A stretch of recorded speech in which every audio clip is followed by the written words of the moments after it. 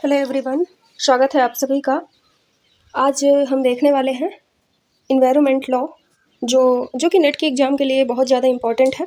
अच्छा खासा scoring subject है वो, और हमारे एआईबी में भी पूछा जाता है, और सेमेस्टर जो एलएलबी बीएलएलबी इन सब के एग्ज़ाम है उसमें तो है ही।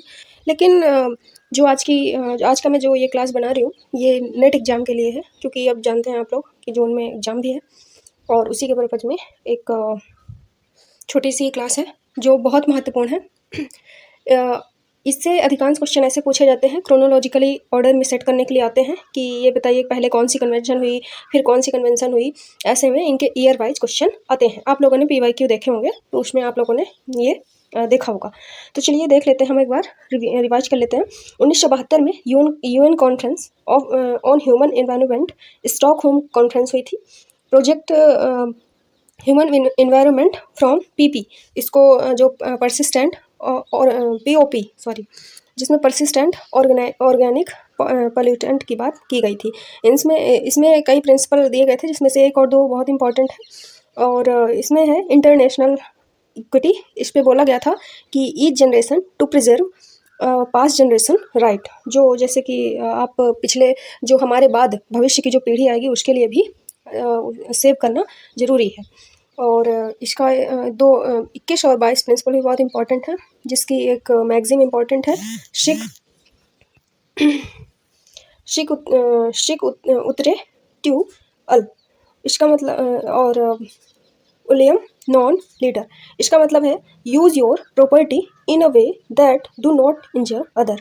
आप अपनी प्रॉपर्टी को उसी प्रकार से यूज करो कि जिससे दूसरे को हानि ना हो। फिर 1971 में रामसर कन्वेंशन हुआ था। ये उतना इम्पोर्टेंट नहीं है, बस याद रख सकते हैं कि वेटलैंड को प्रिजर्व करने के बारे में हुआ था, और 1971 में ये बन गया था, और हमने साइन किया था इस पर 1982 में।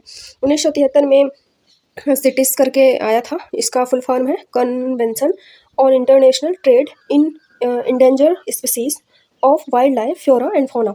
ये कई बार नेट के एग्जाम में पूछा जा चुका है, तो इसकी सन और साइट्स याद रखेगा। 1979 में बॉर्न कन्वेंशन हुई थी माइग्रेटरी स्पीसीज को, बस इसको जस्ट याद रखना है। 1985 में Vienna convention, very very most important, Vienna convention 1985 ozone layer को प्रोटेक्ट करने के बारे में ये हुई थी। प्रिकॉशनरी प्रिंसिपल इसमें पीपी जो दिए गए थे फर्स्ट टाइम, इसी में जो पीपी है तो इसी में दिया गया था, ठीक है। प्रिकॉशनरी प्रिंसिपल जिसको बोलते हैं, इसको भी आप लोग याद रखिएगा वियना कन्वेंशन को। फिर देखिए, फिर आता है 1987 में ब्रनलैंड कमीशन आया था, ब्रनलैंड कमीशन ऑन सस्टेनेबल डेवलपमेंट, और इसी में सस्टेनेबल डेवलपमेंट डिफाइन किया गया था फर्स्ट टाइम। ऐसा आ जाता है क्वेश्चन कि सस्टेनेबल डेवलपमेंट निम्नलिखित में से किन कन्वेंशन में डिफाइन किया गया था, तो 1985 का या 87 का जो ब्रनलैंड कमीशन था। 1989 का बेसल हजारियस वेस्ट डिस्पोजल के बारे में था, ये भी कई बार एग्जाम में आया है। अब देखिए, तीन जो है 1992 वाले, मैंने इनको अलग ही मार्क करके दिया है। UN Framework Commission Climate Change, UNFCC जिसको बोलते हैं, ये भी 1992 में आया। Helsinki Convention transboundary water course को लेकर के था, ये भी 1992 में। और 1992 में रियो समिट, जिसको अर्थ समिट भी बोलते हैं, जिसको UN conference on environment and development भी बोलते हैं, यूएनसीईडी। इसमें टोटल 27 प्रिंसिपल दिए गए थे, जिसमें से कुछ प्रिंसिपल एग्जाम में पूछे गए हैं, जो एग्जाम में पूछे गए हैं कई साल से प्रीवियस ईयर में, उन्हीं को मैंने लिखा है कि प्रिंसिपल 3 पूछा जाता है, जिसमें सस्टेनेबल डेवलपमेंट की बात की गई है।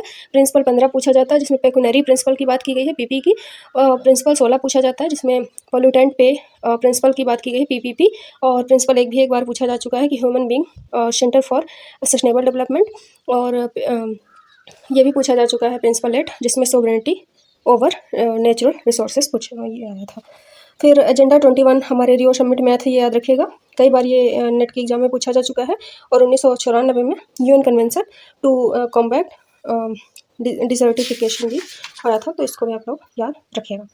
फिर ये है हमारा क्योटो प्रोटोकॉल, मोस्ट इंपॉर्टेंट, 1997 का क्योटो प्रोटोकॉल, जिसमें ग्लोबल वार्मिंग के बारे में बात की गई थी। SCOP 3 था, ठीक है। इसमें लिमिट बोला गया था कि लिमिट करें आप कार्बन इमिशन का, और ये लीगल बाइंडिंग इसमें इम्पोज की गई थी, लीगल ओब्लिगेशन थी इसमें डेवलप्ड कंट्री के ऊपर।